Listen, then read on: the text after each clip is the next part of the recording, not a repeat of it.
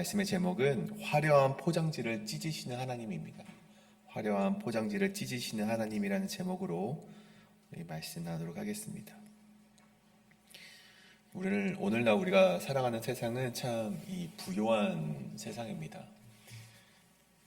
경제신문을 보니까 역대 최고치를 찍었다고 하는 것이 있는데, 이 자산이 460억이 넘는 자산을 가진 사람이 역대 최고 인구로 조사되었다고 합니다.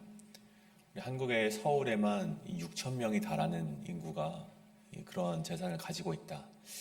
약 한 3천만 불 정도 되는 그런 재산을 가지게 되었다라는 시대를 살고 있는 것이죠. 그만큼은 아니겠지만 점점 더 부유해지는 상황이 우리 한국의 상황이지 싶습니다. 근데 그 모습 이면에는 점점 더 가난해지고 점점 더 남루해지는 사람도 동시에 많아지고 있다는 그런 이면이 있는 것이죠. 겉모습은 그렇게 우리가 부유해지고 세련되어지고 가는 것 같은데, 아이러니하게도 정말 그 이면에는 빈부의 격차가 계속해서 심해지고 있고, 현대인의 마음에는 여유가 없어지고 교류는 점점 더 사라지고 있다는 것이죠. 오늘 본문에 등장하는 예루살렘의 풍경이 마치 이와 같았다는 것입니다. 당시 이 남유다는요, 외견상 물질적인 풍요의 정점을 찍었습니다. 근데 하나님이 이 모습을 보실 때 정말 이 축복받은 것 같은 이 남유다의 상황을 보시면서 손가락질을 하시면서 참 기분이 좋지 않다라는 것을 노골적으로 표현을 하고 계시는 것이죠. 그 이유에 대해서 결론적으로 말씀드리면, 그들은 영적 빈곤을 가지고 살아가고 있다. 그것을 그들에게 지적사항으로 주셨다는 것입니다. 마치 화려한 포장지를 감싼 인생을 고발하시면서 그것을 찢으시고, 너의 낱낱이 보여지는 실태를 보아라, 그렇게 말씀을 하고 있는 것이죠. 오늘 이 새벽 혹 우리 역시 그러한 화려한 포장지로 포장한 채 인생을 살아가고 있지 않은가, 시간 한번 되돌아보기를 원합니다. 오늘 만약 그러한 어떤 포장지로 살아가고 혹 우리의 영적인 빈곤을 바라보지 못하는 인생이 나의 모습이었다면, 이 시간 그런 포장지를 벗어내고 참 거룩의 자리로 나아가는 이 시간 되기를 간절히 소원합니다. 특별히 두 가지로 함께 말씀을 나눌 때 우리가 그것을 발견해내고 다시금 주님께로 돌아올 수 있는 그런 시간이 되기를 간절히 소원합니다. 오늘 첫 번째 말씀은 하나님의 심판은 화려한 포장지를 찢으심으로 나타난다입니다. 하나님의 심판은 화려한 포장지를 찢으심으로 나타난다. 13절의 말씀이죠. 여호와께서 변론하여 일어나심에 백성들이 심판하려고 서시도다. 여기서 이 변론하다라는 말은 리브라는 단어가 사용이 되는데, 이 재판에서 이 검사가 이 죄인, 이 피고인을 신문할 때 그 증거를 가지고 신문을 하지 않습니까? 그때 쓰이는 단어가 이 신문하다 할 때가 바로 이 리브라는 단어가 사용이 됩니다. 그러니까 오늘 말씀을 이제 바라보실 때 하나님께서 이 유다 백성들과 유다 백성의 장로들과 고관들을 그 피고석에 앉혀놓고 마치 여러 가지 증거를 가지고 와서 저들을 고발하고 기소하는 것으로 좀 상상을 하시면은 오늘 말씀이 조금 더 이해하기 쉬우실 것 같습니다. 그렇게 피고석에 그 장로들과 고관들을 앉혀놓고 첫 번째로 저들에게 기소를 하는 것, 첫 번째로 가져온 증거가 무엇이냐면 가난한 자에 대한 착취였다는 것입니다. 14절 우리 하반절이죠. 포도원을 삼킨 자는 너희이며 가난한 자에게서 탈취한 물건이 너희 집에 있도다. 그럼 조금 더 우리가 디테일하게 보자면, 여러분 포도원은 무엇을 가리킵니까? 여러분 포도원이라는 것은 그냥 1차원적으로 보자면 당시 사람들에게, 한 가정에게 이 포도원은 생계이자 미래였습니다. 그러니까 한 사람이, 한 가정이 살아갈 수 있는 유일한 생계의 수단이 포도원이었는데, 이 포도원을 삼킨 자가 너희라는 것입니다. 근데 여기서 한 가지 더 포도원으로 이제 비유되는 단어의 뜻이 있는데, 이사야 5장 7절에 보면 이런 말씀이 나옵니다. 무릇 만군의 여호와의 포도원은 이스라엘 족속이요 그가 기뻐하시는 나무는 유다 사람이라. 여러분 이제 다름이 아니라 하나님께서 이 포도원을 유다 백성이라고 이스라엘 족속이라고 분명하게 거론을 하셨다는 것입니다. 그러니까 유다 고관들과 장로들을 앉혀놓고 너희가 유다 백성들을 이스라엘 족속들을 삼켰다라고 말을 합니다. 여러분 삼켰다라는 표현도 한번 보길 원합니다. 이 비아르템이라는 단어가 사용이 됐는데 이것은요 그냥 삼켰다라는 표현보다 여러분 이 당시 유다 사람들은요 이 비아르템이라는 단어를 마치 가축들이 포도원에 들어와서 막 헤쳐놓은 상태를 가리켜서 이 비아르템이라고 표현을 했습니다. 그러니까 그 열매를 따먹은 것뿐만이 아니라 다시금 소생하지 못하게 그 나무가 열매를 맺지 못하게 막 그 헝클어뜨려 놓은 상태를 보고 비아르템이라는 것이죠. 다시 말해서 하나님께서 유다 고관들과 장로들에게 포도원을 맡기셨는데 이스라엘 족속을 맡기셨는데 그 포도원을 관리하기는커녕 그들을 착취했고 착취한 물건으로 탈취한 물건으로 자신의 집을 화려하게 꾸민 것이 이들이 첫 번째 기소된 내용이라는 것입니다. 그들이 고발당할 수밖에 없는 이유라는 것이죠. 기소받아 마땅한 제목이었습니다. 그리고 뒤이어서 16절에 보면 끝이 아닙니다. 두 번째 제목이 나오죠. 너희가 행했던 두 번째 증거, 죄의 증거는 무엇이냐? 16절에 말하기에 여호와께서 또 말씀하시되 시온의 딸들이 교만하여 느린 목, 정을 통하는 눈으로 다니며 아기작거려 걸으며 발로는 쟁쟁한 소리를 낸다 하시도다. 그러면 앞서서는 이 유다 장로와 고관들만 죄인인 줄 알았는데 그들만 피고인석에 앉은 줄 알았는데 그것이 아닙니다. 오늘 보면 시온의 딸까지도 사실은 그 옆에 앉아있음을 우리가 보게 됩니다. 오늘 보면은 그 고관들의 딸이거나 고관들의 아내거나 그것을 함께 즐겼던 그 탈취한 물품을 즐겼던 자들을 말하는 것이죠. 앞서서 장로와 고관들이 포도원을 삼켜서 이스라엘 족속을 삼켜서 가난한 자를 탈취하여서 착취하여서 불의하게 재산을 탈취하고 축적했다면 오늘 그 탈취한 물건들을 과시하며 사치를 부리던 자들, 즉 유다의 상류층 여성들도 공범이라는 것입니다. 18절부터 그 사치품의 목록을 나열하고 있죠. 뭐 발목걸이, 머리망사, 반달장식, 귀걸이, 팔목걸이, 뭐 머리수건, 너울 등 뭐 20여 가지가 넘는 이 사치품 목록들이 나오고 있습니다. 그럼 왜 하나님께서 이 리스트를 이렇게 낱낱이 적어 두셨습니까? 이것이 바로 저 시온의 딸들이라 불리우는 자들이 자신의 영적인 피폐함과 제약을 저런 이 외면의 거칠애로 가리려고 했다는 것을 고발하고 있다는 것입니다. 근데 하나님께서 그런 자신의 심판의 날에 그런 영적인 피폐함을 가리는 그 외면의 포장지를 가차없이 찢어버리시겠다고 오늘 24절에서 이야기하고 있다는 것입니다. 저 여성들의 향기가 바뀌어 썩은 냄새가 나고 화려한 띠를 대신하여 녹근은 이 포로의 줄을 가리키는 것이죠. 또 숱한 머리털을 대신하여 대머리가 굉장히 여러분 그냥 하는 말 같지만 이 당시에는 뭐 수치와 이 질병을 뜻하는 단어가 바로 대머리였습니다.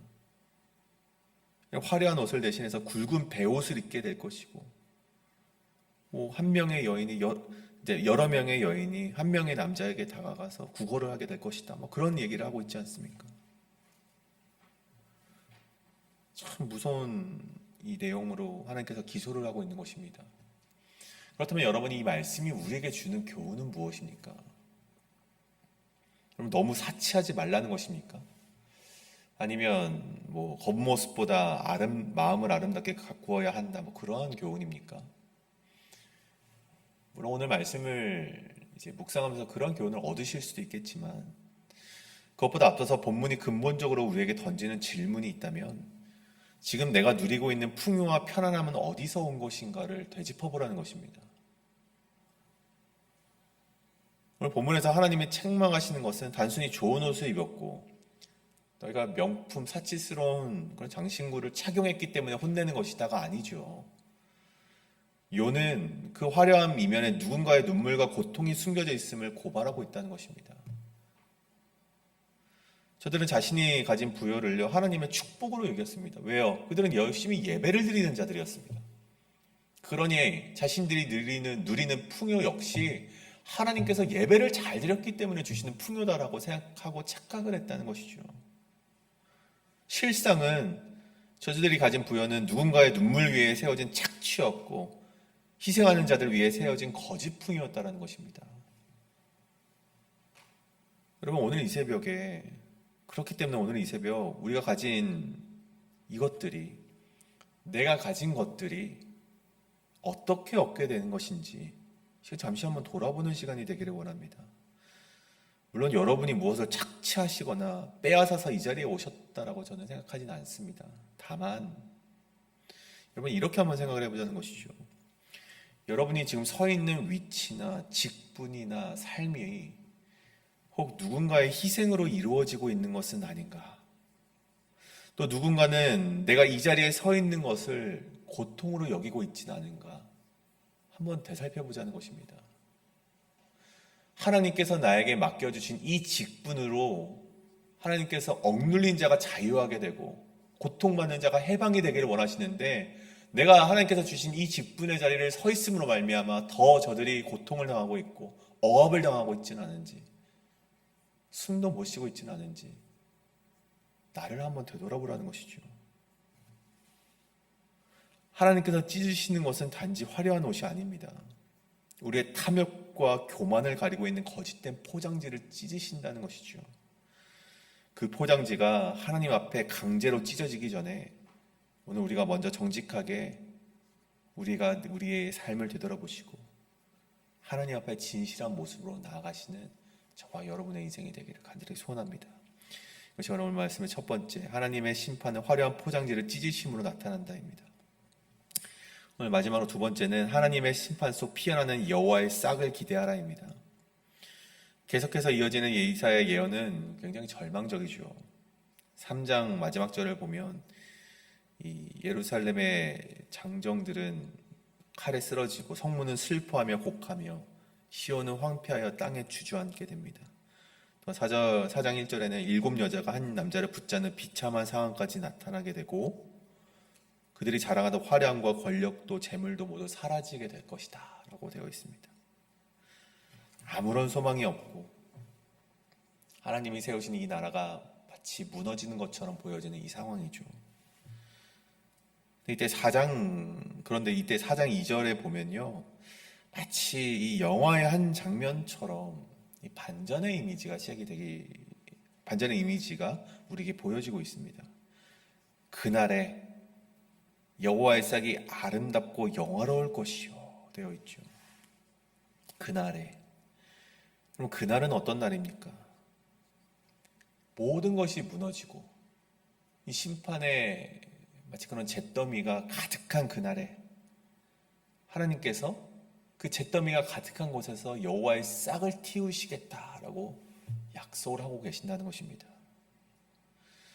여러분, 여호와의 싹이란 심판 이후에 하나님께서 다시 시작하게 하시는 생명과 회복을 가리키는 것이고, 조금 더 이 신약 시대에 가서는 그것이 메시아로서 피어났다는 것을 우리는 알고 있습니다.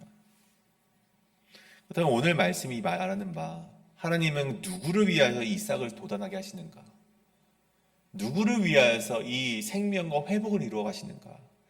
오늘 2절과 3절에 보면 그것이 누구인지를 설명하고 있는데, 첫 번째는 2절에 이스라엘의 피난한 자, 3절에 보면 시온에 남아있는 자, 예루살렘에 머물러 있는 자라고 말씀을 하십니다. 그러면 여러분, 이들은 누구입니까? 여러분, 유다의 장로들과 고관들, 시온의 딸은 제외하고 이곳에 남아있었던 자들, 아니면 모든 유다 백성들, 그런 사람들을 말하는 것입니까? 근데 오늘 본문은요, 그렇게 구분을 하고 있지 않습니다. 여러분 보십시오. 오늘 말씀을 보면 오히려 이 하나님의 심판 가운데서 생명을 보존한 자들도 남은 자들이라고 표현을 하긴 하지만, 하나님께서 심판을 하실 텐데 그 심판을 통해서 죄가 씻긴 자들도 말하는 것입니다. 다시 말해서 여러분, 오늘 4절을 보십시오. 주께서 심판하신 영과 소멸하는 영으로 시온의 딸들의 더러움을 씻기시며 예루살렘의 피를 그 중에서 청결하게 하실 때가 됨이라. 그러니까 여러분, 여기서 말하는 여호와의 심판은 끝날의 심판이라기보다는 하나님의 그런 판단과 하나님의 그런 혼내심을 가리키는 것인데, 그러니까 그런 심판으로 인해서 자신의 잘못을 깨닫고 되돌아온 자들 역시 하나님께서 여호와의 싹을 그들의 삶 가운데 보여주시겠다라고 약속하시는 장면이라는 것입니다. 그들이 처음부터 깨끗하기 때문에 하나님께서 생명과 회복을 허락하신 것이 아니라 내가 너희를 씻을 것이고 그 씻음으로 말미암아 씻겨진 자들에게 내가 그런 싹을 허락할 것이다. 그 말씀을 하고 있는 것이죠. 여러분, 금을 불에 넣는 이유가 무엇입니까?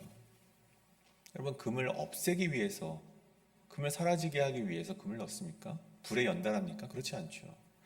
금의 이 불순물을 없애고자, 여러분 순금을 얻고자, 그래서 여러분 불에 태우지 않습니까? 오늘 말씀의 심판이 바로 그런 불이라는 것입니다.